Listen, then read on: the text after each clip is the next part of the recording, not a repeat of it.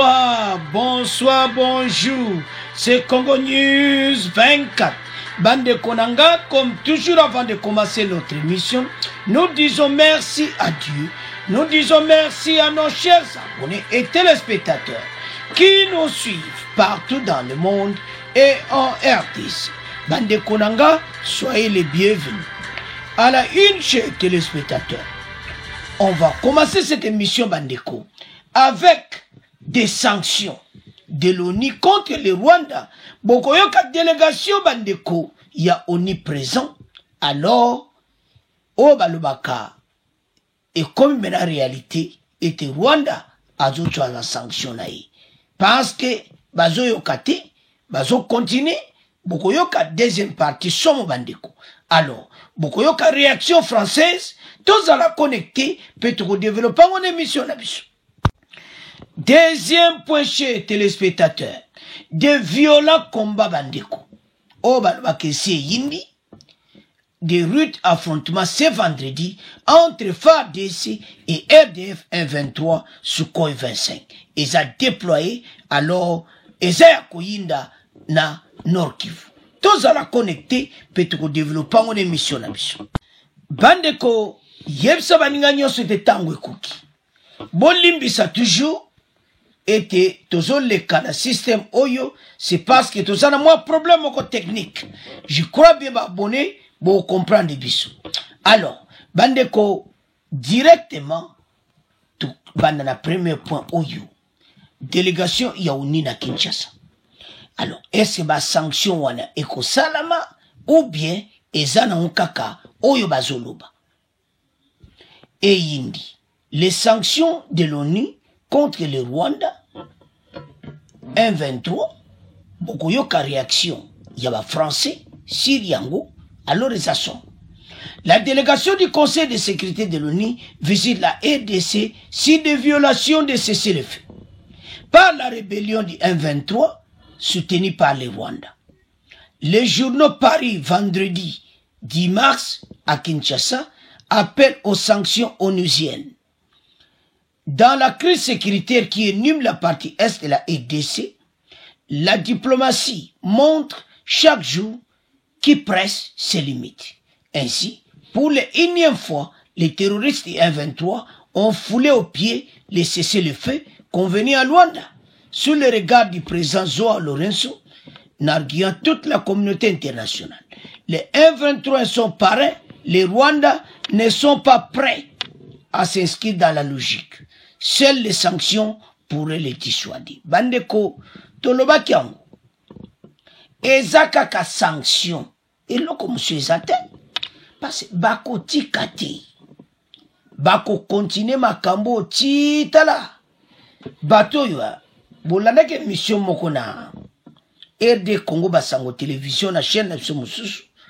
Tala ndenge ba or na biso. Bon mon a place au guerre et ça n'a problème. Rwanda, président Rwanda tchemutunase, maye les sili. Bande kwazo ebeloko kosalati. Parce que oya côté Bitumba, aza bombardé de partout.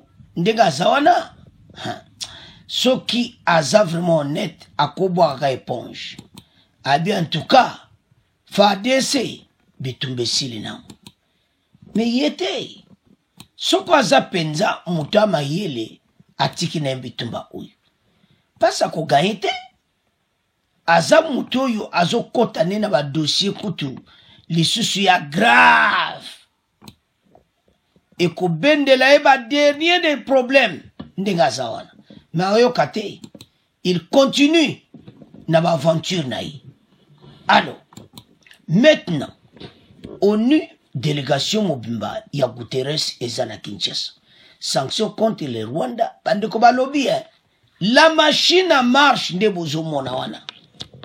Agression à l'Est, le Conseil de sécurité envisage infliger des sanctions au 1-23 et au Rwanda. Baza présent à RTC. Bazo tambola. Eza mutaye bisabangote.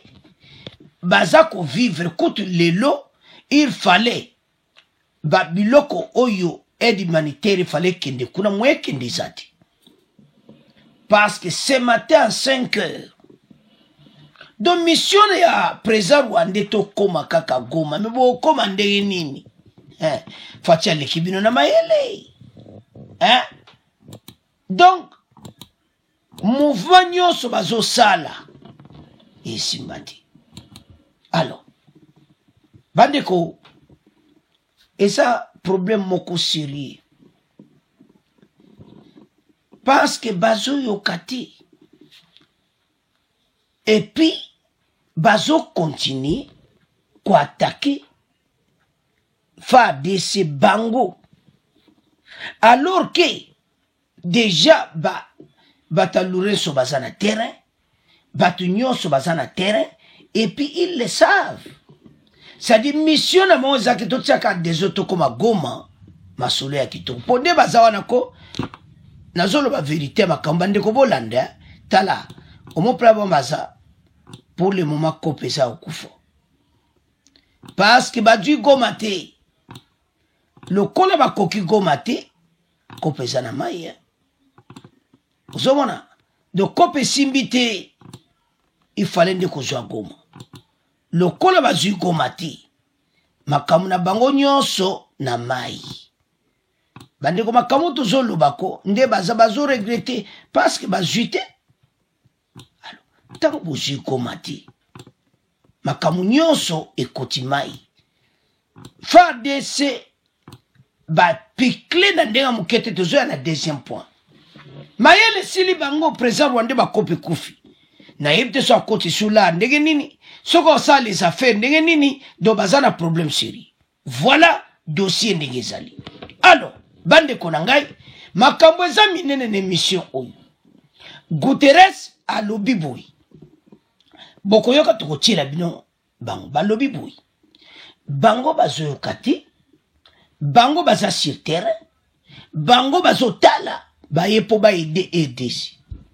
Ba lobi clairement oni to yebi bien ki ba kamuna bango. Ba yena ba kop na moki oni ba vandi suna ADC to yebi na biso. Po ba kop na moise belende mazawana bazana kop muswa oni na ba vanda na ADC et tout ça. Mais bande ko to ça no clair. Oni aroke na yi.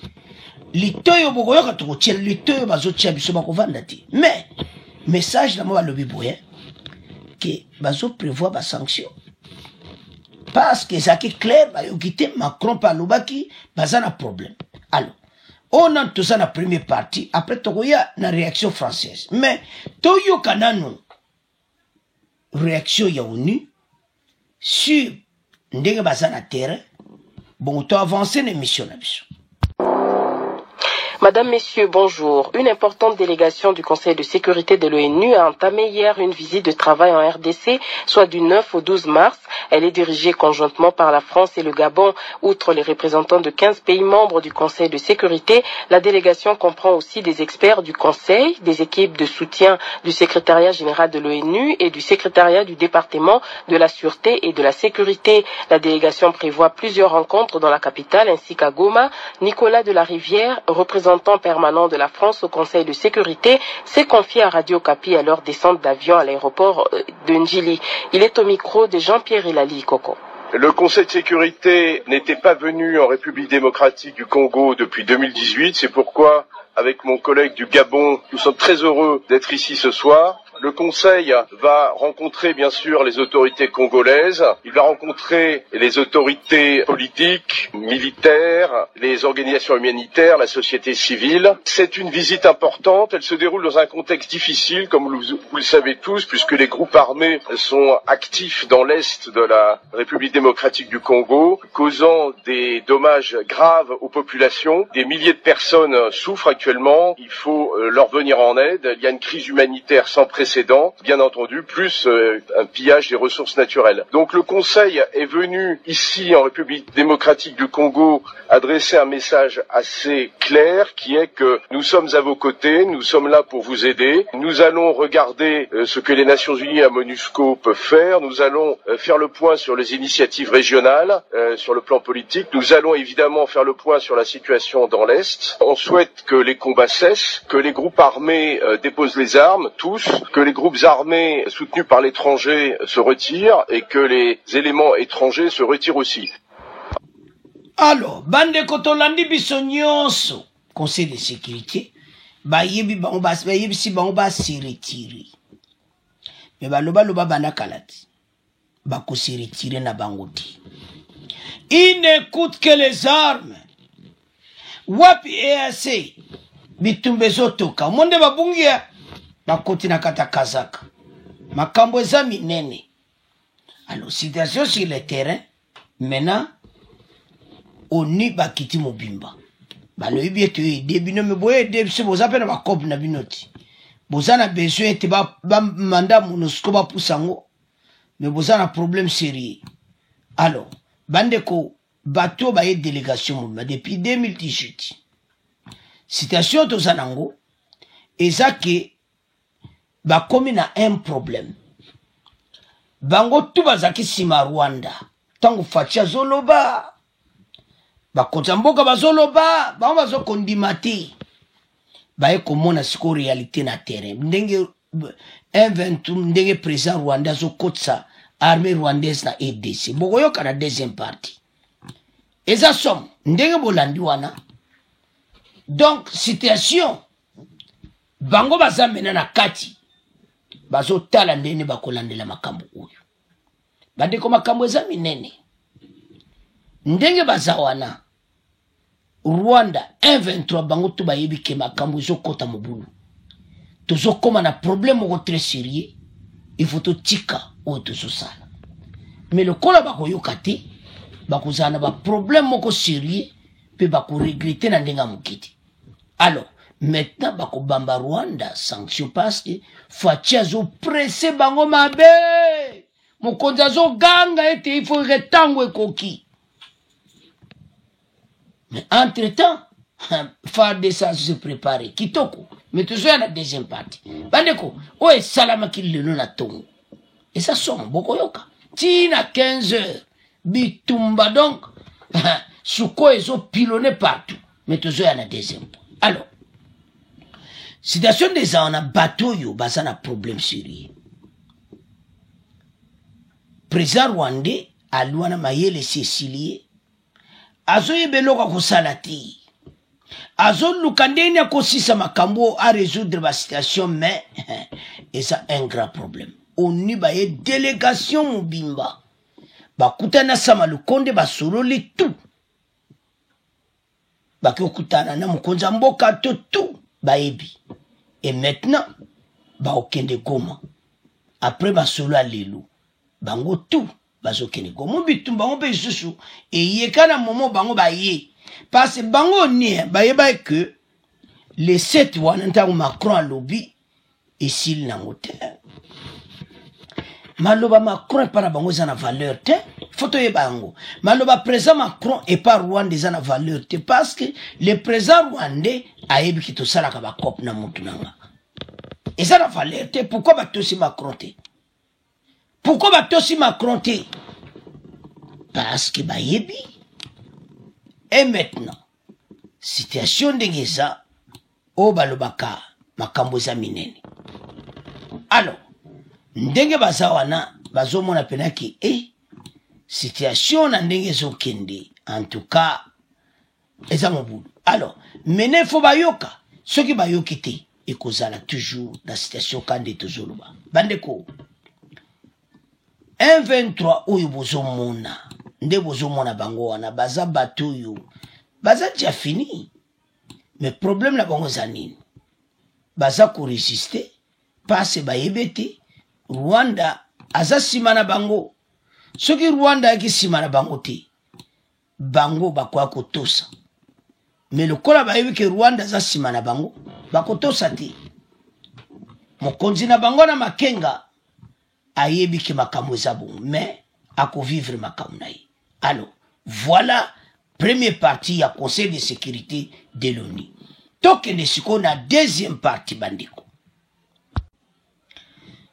Deuxième partie oyo bandiko na ngai o balobaki yindi. France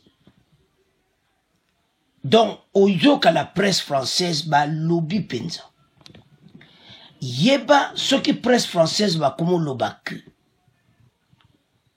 Oye salami. Parce que baza ba Rwandi. Ba latina bon uniforme M23. Yango photo ya armée rwandaise. Il faut tout checker. On kaka l'air nyonso parce que ezanango déguisement. Alors, biso photo checker yango. Parce que makamango ezande armée rwandaise. Bangonde, ba se déguisé, ba komi na bango M23. Alors, maintenant ba français ba lobi boy. Situation à RDC so comme très compliqué. Bazo benga Rwanda Sparte. Ville moko grec na l'ère ba guerre do bazo lukaba gagne ba terrain. Ba français ba pesi yango kombo. Bokoyo ka bande kone mission oyo. Ba français ba du débat ba lobby Rwanda passe tout le ba clairement France muta pesi makasi wana nyonso. Alors force ya komi nango ba lobby boui. Ba européen baza na problème parce que na Ukraine ozo salama na Russie sanction ba pesi Russie il faut pas pesa Rwanda. Oyo Rwanda zo sala na RDC sa ndenge moko na Russie wazo sala na Ukraine. Bate koma makambo za minene awo. Totanga yango. Oza na katikati, no eza na si.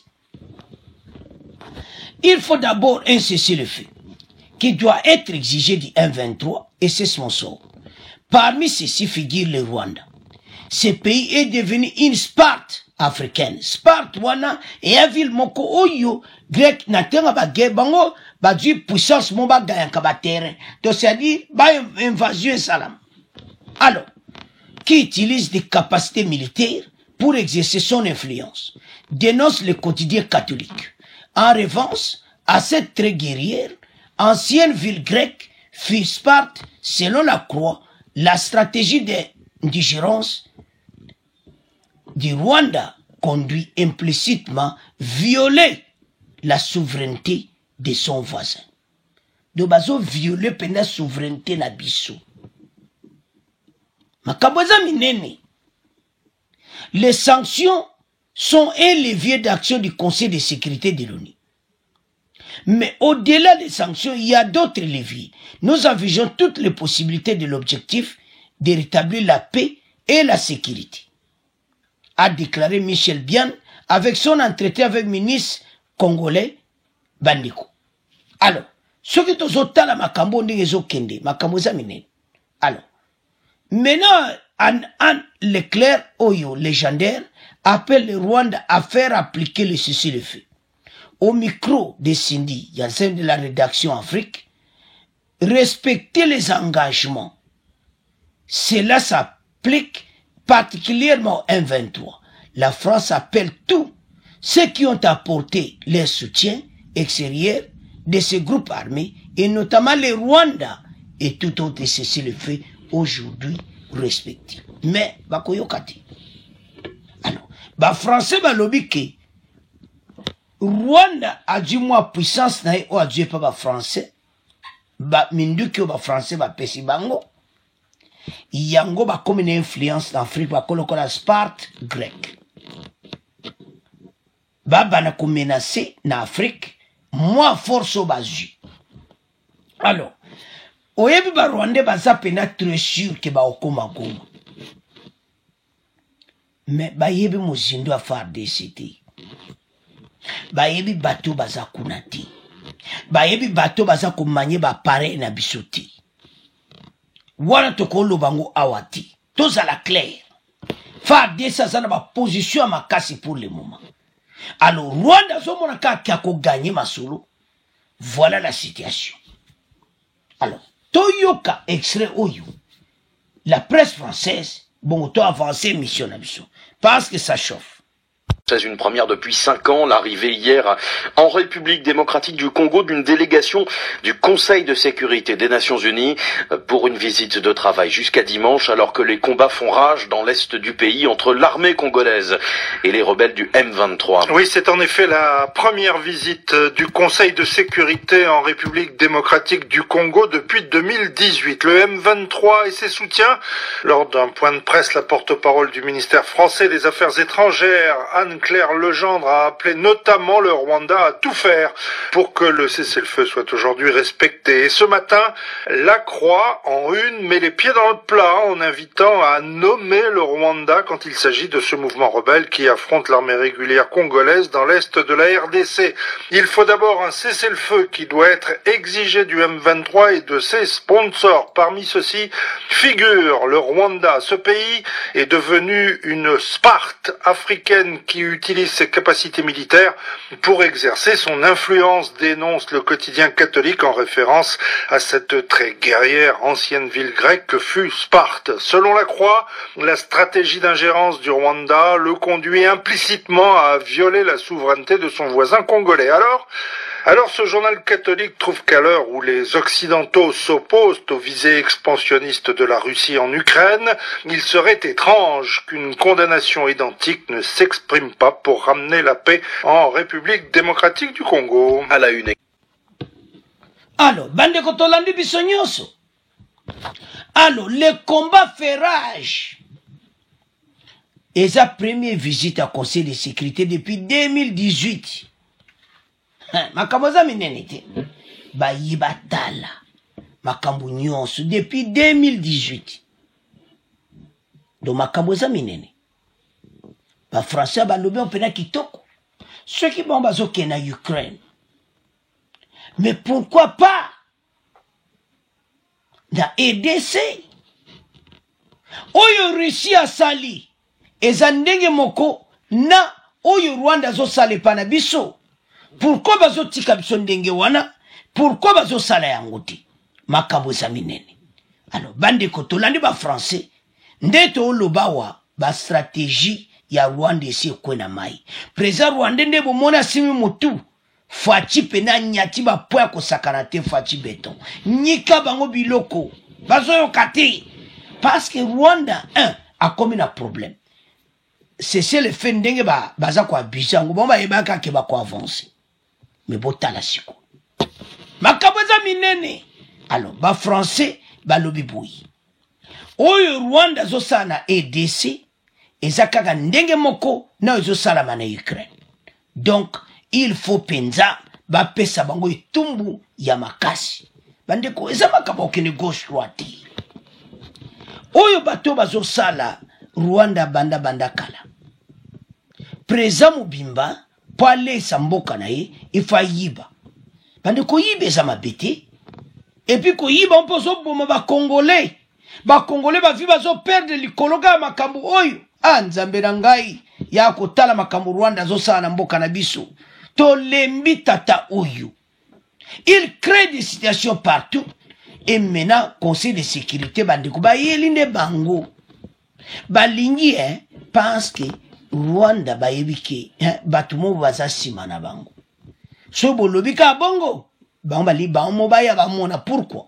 Parce que na Conseil de sécurité, France a kotia veto. Que bango ba doit sanctionner. Boye veto, il faut to yeba yango. France a ko boya. Mais maintenant, le niveau est commis. Yango tina fachi aza sage. Aza ko pressé Macron a payé sa bango sanction. Pourquoi? Parce que Macron là comme un conseil de sécurité ba ko sa sous vetoti. Pas ça le baki na monoko na ye. Alors, ba preuve monani bango baza sur le terrain ba kuti bitumba. Armée rwandaise baza na katia RDC. Balati bateni à 1-23, ce sont de Tutsi Rwandais. Ou baza la majorité na kati armée wana. Armement wana bazui, eza ba arme moka makasi, oyo France pesa ki Rwanda kuko utilizango. Rwanda asenga France ba arme pa ke na Mozambique. Ba de tolanda très bien. France a pesa Rwanda ba arme makasi.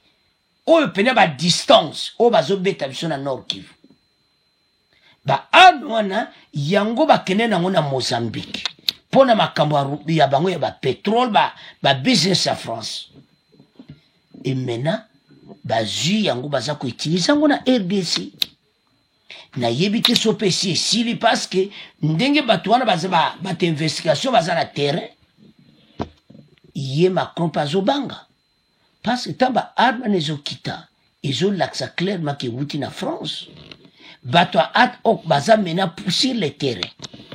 Alors président rwandais a commis devant un fait accompli. Ils ne savent plus où aller. Place na yibaka bakangingai, place na yibaka biloko RDC bakangingai. Président yaba Congolais oyo Fachi azaka kolanda ngai partout zo panzaka sango akopanza yo sango. Ce sont les stratégies. Pour la décourager très bien, il faut Fatia Lubakango partout à haute voix. Alors Fatia Gangi alobi azo senga ba décision mon concret parce que ça clairement ce qui va passer Rwanda sanctionné ba bolandi ba français wan balobini. Ce qui se passe en Ukraine et en ndenge mon pe parabiso. Rwanda ça utiliser puissance na na kata RDC. Ya ba arme na yi. Russie ça utiliser wapi na Ukraine. Donc ba français bazana raison. Dossier oyo zo senga ke bateau yo biso penato beta bango yo kabilo kwa somo. Bandeko trop c'est trop. Ba congolais ba lembi. Alors bandeko nanga bota la dossier to komi kotika yango na bino to yoki conseil de sécurité si ba sanction to yoki réaction ya presse française si ba sanction France kuta beta yango c'était pena kitoko ba presse française. Ba lobby boy que où est salami na Ukraine yango ne sami na RDC. Alors il faut sanction. Alors maintenant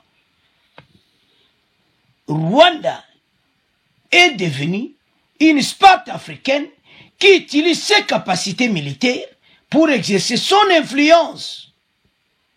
Hein? Dénonce le quotidien catholique en référence à cette très guerre ancienne ville grecque qui fut la Sparte. Presse mongo catholique et bimis en France, bah lobby clairement de makamongo ezali. Voilà la situation.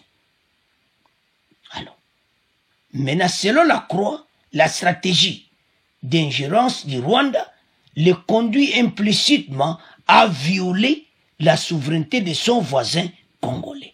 Ezaya koinda, et si yindi, tokomotika mona bino, tokomoke na deuxième point. Bandeko, Obalobaka et yindi, c'est vendredi à 5h du matin. Bandeko, sans une émission, yo. Ce que mon ninga mona rejoindre te bengai. Yebise que ma kamboza vrai ambango.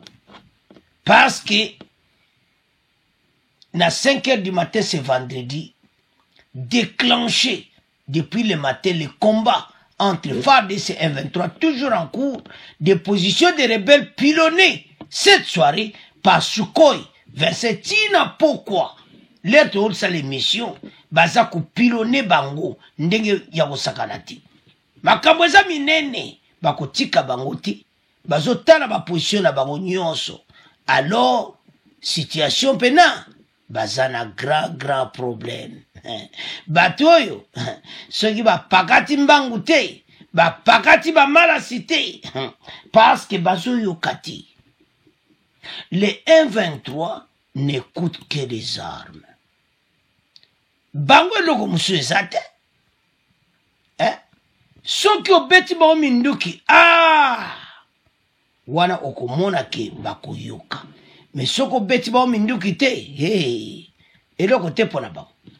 Alors, maintenant, position, na bango, eza pilonné, ndebozo mwanase, pa nandenge ya osakarati. Yesa muninga ya mbangu, poto tanga makapasi makambo eza minene awa, to yeba nini zo salama, lelo vendredi, na Goma.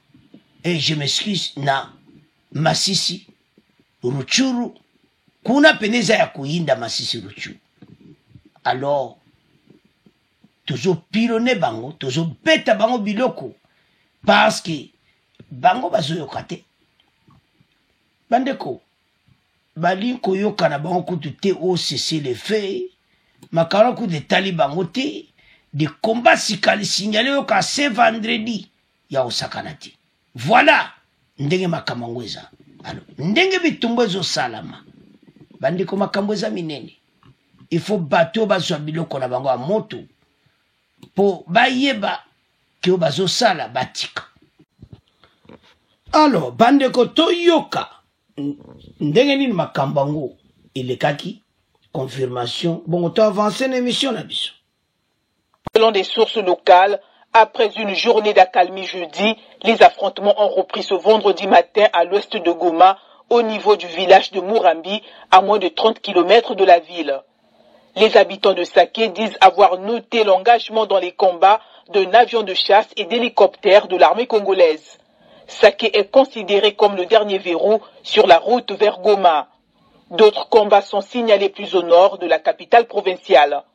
La plupart des voies terrestres d'approvisionnement sont coupées et Goma se retrouve coincé entre le Rwanda à l'est, le lac Kivu au sud et les rebelles au nord et à l'ouest. Pour venir en aide aux populations durement affectées par les combats, un premier avion humanitaire a atterri vendredi à Goma, apportant quelques 35 tonnes d'aide, tentes, matelas, kits d'hygiène et matériel médical. Alors, ndenge zawana FARDC aza kopilone bango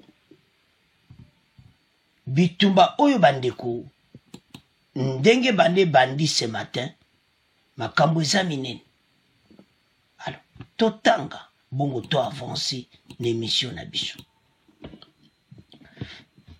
et yindi des routes affrontements ce vendredi entre FARDC et Sukhoi et FARDC RD23 et puis Sukhoi azo pilonné ma position na bango na ndenga mukiti.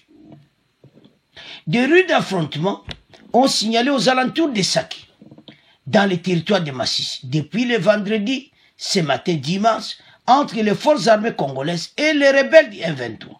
D'après plusieurs sources, le M23 a lancé des offensives depuis 5 heures du matin, dès ce vendredi, sur les positions de FARDC vers Ninero, avant de déborder sur la colline de Kouli, près de 3 antennes, 3 km au nord-ouest de Saké.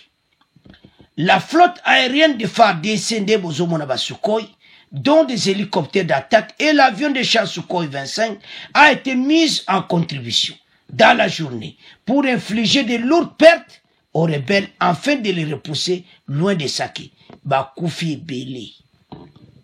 Yango présent Rwandais, ozomona te ba rebelle bazo koufi Belé. No tato azamotema mabe. Pandeko, quand je lis ça, nazomona ba jeune onde bazo koufa. No tato azamabe. Bandeko, ba bomi bango. Et belé pena donc, ndenge bozomona donc, bazawa nado bazako panzana. Ba se replier parce que ba bomi bango penza. Mais est-ce qu'il y a son monati? Comment on a pilonné ces rebelles? Mais Azamutumoko, je ne sais pas. Donc, on t'a ma beko zalaboïté. Batuno mokoli kolokaka. Ya. O gagné kaka RDC. Pona yo. Donc, Bandeko, il a un problème. Parce que Tolandi wala. Bakoufi penda ebele. Alors, ce qui te retale à Makambo Oyo. Donc, président Oyo, non. Namoni penda zamabe. Parce qu'il y a plusieurs mots. Alors, tu continues kotanga. Parce que Makambo zaminene awa. Ce que nazo tala, nazo mona nabi, oui. Basanguinaire pena baza. Oyo me batu bazo kufa kune tali nangu yiti. Avançons. Les Sukhoi 25 ont été mis à disposition toute la journée et de lourdes pertes aux rebelles afin de les repousser loin de Sake. C'était situé à moins de 30 km de Goma. Jusqu'à 19h, l'artillerie, jusqu'à 19h net au monde de la mission. L'artillerie de lourdes de FARDC continue toujours à pilonner les positions des rebelles. Aux environs de 15 heures, Episcos a gagné la population suite au tir de balles, probablement de l'ennemi en direction de Sake, ce qui a conduit au déplacement massif de la population vers Goma. Mais, oyo kaka tire bango nde bozomona bango wana na colonne wana na se sukoya bombarde bango bakufi pene ebele yango so na otala président rwandais naso comprendre ete okoboma bato no boye te. Avançons. Des combats font rage vendredi matin, selon des sources locales, entre l'armée et les rebelles du M23, où un avion d'aide européen d'urgence est attendu dans la journée. Lelo, il fallait avion et knotika biloko. Et keite mindu kezolela. Au moins place pena ba ekomona ke bato yo. Ba pesi et de ses raisons. Ba moni pena ke fachi azana raison. Ces rebelles, il faut ba pena biloko a moto.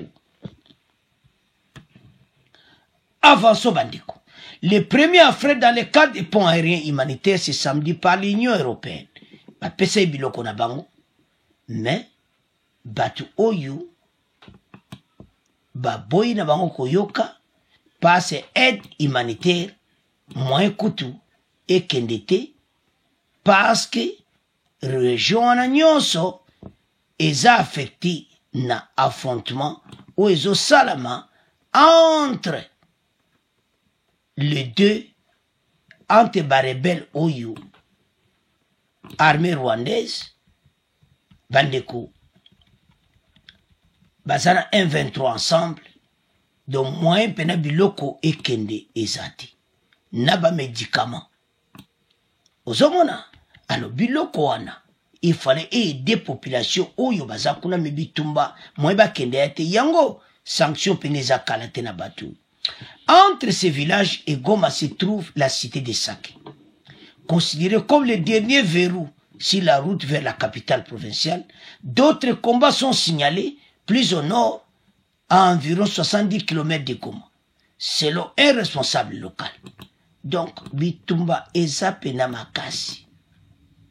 Alors, tant bazo mona boye, bazo mona pena ke non batoyo. Non, pona bango, match kake betama. Donc, ma kamango continue, c'est comme ça. Alors, Bota na sewana massisi. Déclenché depuis le matin les combats phares de ces M23 toujours en cours, les positions rebelles pilonnées cette soirée na Sukhoi 25. Tata oyo motema makasi. Président rwandais aza motema makasi. Mais yeba ke bakop na yo e baby. Bakop na yo to linga go sala. E koti na mai. Et le bin de komona ba commentaire. A le président oyo ale sabatina biloko muyibi. Ndeko commentaire na yo yokan. Bandeko. Makambo yako soto otala. Mon président Rwanda yokana sonite bandeko. Azo yoka sonite. Azo continue na yekaka. Alors, bandeko to tangi. To mekana no ko discuter ya. Soki to tali bien. Ndenge balubiwana. La flotte aérienne des FARDC dont les hélicoptères bandeko. Ce qui n'ont pas la biloko abono mo tatouage à moté en mabe. D'attaque et l'avion de chasse.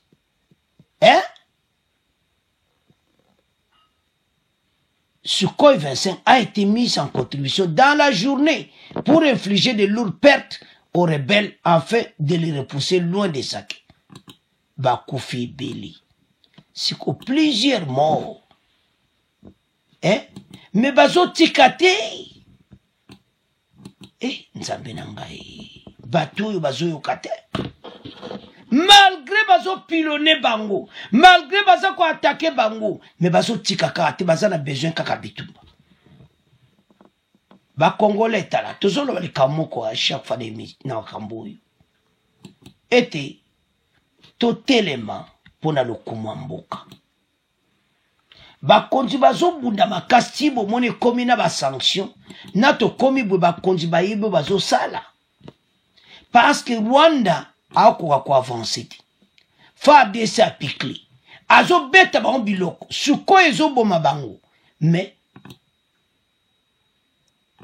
bazolemba te sikoyo omoni teke bastratégie ya bakonzi esimbi biso nyonso tozali contre bango mais soki na otala na ndenge match ebetami mais biso toza baganya donc à 100% togagne match et puis ndenge baza kopola baza penda ya kopola mayele esili bango nde baza wana oyo balobaka ese yindi bandeko totelema parce que to soutenir FARDC bendele koya te et puis toyeba oyo ezosalama pour le moment parce que nga nazomona ke bakonzi bajoue kitoko nayebi te maintenant parce que maintenant bamoni bien ke bato oyo il faut bazwa nini bato oyo bazwa basanction mais balobi te ke EDC parce que bayeba ke monde to bombarder bango bato ba considérer le quoi ba congolais alors maintenant moi me baloba na biso côté wana été parce que bato yo ba violer ya bande ko be baza otuna yango ba ataka kaka bino bande ko dire réponse lelo pourquoi kaka ba on ba ataka kabiso